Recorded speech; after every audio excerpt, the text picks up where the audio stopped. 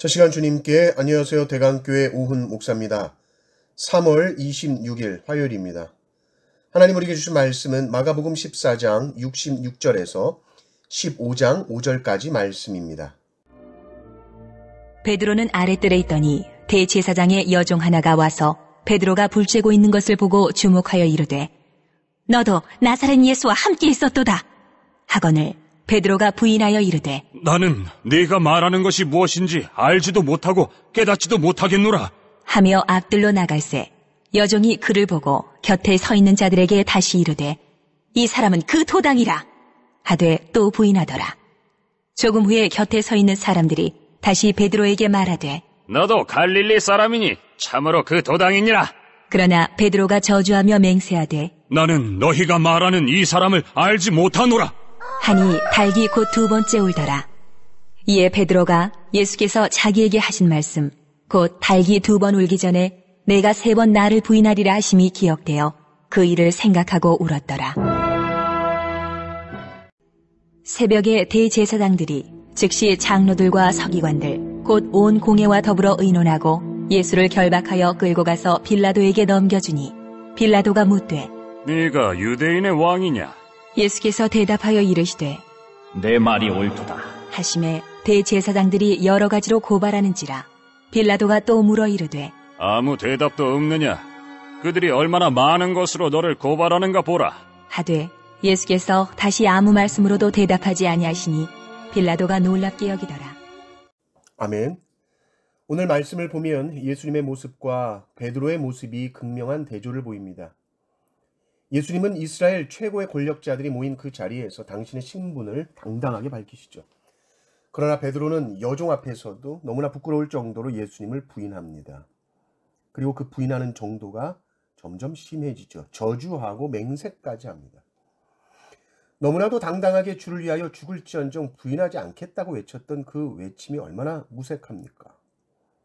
세 번째 예수님을 부인할 때 두 번째 다시 울었고 베드로는 그제서야 예수님께서 하셨던 말씀이 생각납니다. 사실 베드로는 예수님의 말씀을 생각하고 또 생각하고 또 생각했어야 합니다. 예수님은 내가 부인한다고 하셨는데 내가 어떻게 해야 하나 신중하게 생각했어야 합니다. 그러나 베드로는 예수님께서 말씀하셨던 그 말씀, 네가 나를 부인하리라 라는 그 말씀을 진지하게 듣지 못하고 자기 자신을 너무 과신하고 너무 믿었고 나는 결코 예수님을 부인하지 않겠다고 말만 했지 전혀 그 말씀 앞에서 기도로 준비하지 못했습니다. 그리고 결국 성취된 예수님의 말씀 앞에 베드로는 웁니다. 결국 예수님께서 베드로에게 네가 나를 부인하리라. 또 모든 제자들이 다 너희가 나를 버린다라는 그 말씀이 성취가 되죠. 모든 제자들이 주님을 배반하고 주님 곁을 떠납니다. 그리고 예수님은 홀로 십자가의 죽음을 향해 걸어가십니다. 예수님은 밤샘 조사를 받으셨고 새벽에 정식 공회가 열립니다. 지금 이스라엘은 로마 제국의 통치하에 있었기 때문에 자기들이 사형이라고 아무리 말해도 사형을 마음대로 집행할 수 있는 권한은 없지요. 로마에 있습니다. 그래서 로마 총독에게 재판을 정식으로 요청해야 하는 것이죠. 그런데 로마 총독에게 신성모독죄라는 것은 아무런 의미가 없습니다. 그냥 웬 정신 나간 사람이 자기가 신이라고 한다는 건데 그게 왜 사형이야? 그렇게 생각할 수 있죠. 그래서 이들은 신성모독 이야기해야 소용없을 줄 알고 유대인의 왕이라고 이해를 시키죠. 그래서 빌라도는 이 예수가 자기가 왕이라고 떠들고 다닌다는 얘기구나 이렇게 생각을 합니다. 그리고 예수님께 질문합니다. 네가 유대인의 왕이냐? 예수님께서 내 말이 옳도다 하십니다. 예수님은 그리스도로서 메시아로서 유대인의 왕인 것이 정말 맞죠. 그런데 빌라도는 유대인의 왕이라고 할 때 정치적인 왕을 생각하고 있는 것입니다. 그런데 도무지 자기 앞에 있는 이 뭔가 신비한 이 랍비가 로마에 대항하는 어떤 반역을 이끌었다 그렇게 전혀 보이지가 않는 것이죠. 그러니 예수님의 대답만으로 예수님을 사형이라고 정죄할 수가 없는 것입니다. 대제사장들도 이걸로 안 되나 보다 그러면서 15장 3절을 보면 여러 가지로 고발을 합니다. 근데 빌라도가 듣기에는 어처구니가 없는 것이죠. 이 여러 가지 고발이 뭔지 마가복음에는 나와 있지 않지만 누가복음에는 기록을 해놨습니다. 누가복음 23장 2절 보면 고발하여 이르되 우리가 이 사람을 보매 우리 백성을 미혹하고 가이사에게 세금 바치는 것을 금하며 자칭 왕 그리스도라 하더이다. 이렇게 말합니다. 백성들 미혹했다는 거, 로마에 세금 못 내겠다는 거, 자칭 왕 그리스도라 했다는 거.